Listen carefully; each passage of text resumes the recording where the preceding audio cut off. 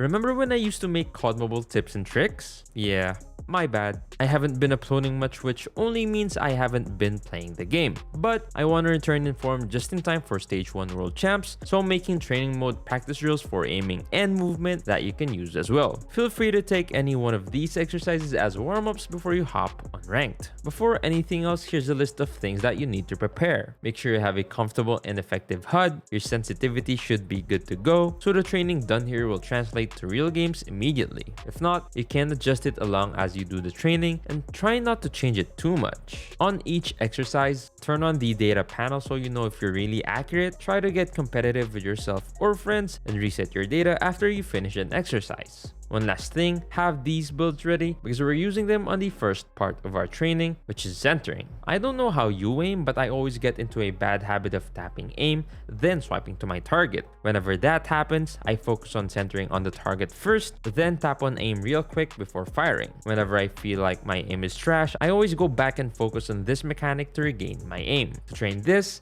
I use these parameters. Choose one of the builds shown earlier and work on your centering mechanics. I want to get a headshot every time because I believe this will make me more accurate and master my sensitivity. This works on your aim and reaction time against people facing you, and having different movement parameters on the bot simulate people who crouch while shooting, or for those times where your enemy drop shots in a gunfight. To simulate centering on people running sideways in front of you, use these parameters. I want my crosshair to be on target before I go ahead and spray, allowing me to land my first few bullets without wasting too much ammo. This also works well when using snipers and marksman rifles. I'm gonna use the SKS on this exercise. Before we move on to tracking, let's master our recoil control. Get your preferred weapon for spraying or the gun that you're trying to master for this season. To get familiar with the recoil pattern, face the target on the right side and practice it on 5, 10, 20, and 30 meters until you're comfortable. Now that you're comfortable, let's practice tracking without tracking yet. Trace this blue line on the left side of training mode, controlling your recoil in either direction. This way we know that recoil control isn't going away even if we're tracing someone in the map. Now we can proceed to tracking. With these parameters, take down as many targets as you can until you feel your tracking is on point. This is to simulate firing at targets that are facing you. For targets running in front of you, use these parameters. Make sure to take the mechanics you learned from centering too, as you'll be able to kill more enemies if you're more accurate with your shooting. For long range tracking, use these following parameters. This one's for targets facing you,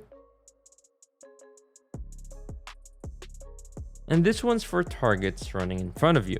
Some people may think flicking is unnecessary, but it can get you out of sticky situations. Also, it looks cool when Cisco does it, so I guess that's a win-win. For flicking, use these following parameters. Aim, shoot and flick to another target until you run out of ammo. Practice your hand-eye coordination and look at your target first before swiping your finger for more accurate flicks. In case you didn't do it the first go-around, strafing while doing these drills will help a lot in making sure you strafe in your gunfights. It's something that I myself forget to do at times, so I'm incorporating it into my drills as well. Using these parameters, you can practice your aim while doing movement like slide peeking, jump peeking, bunny hopping, crouch shooting, and drop shot.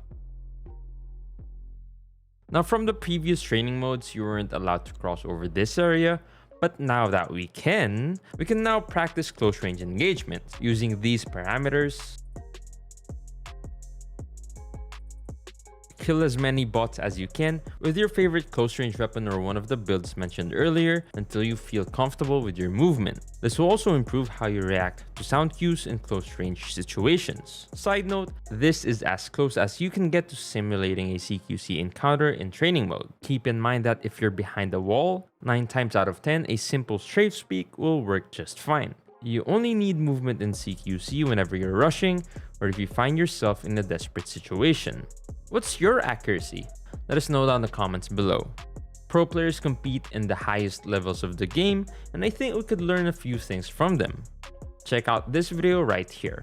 Thanks for watching, and I'll see you on the next one.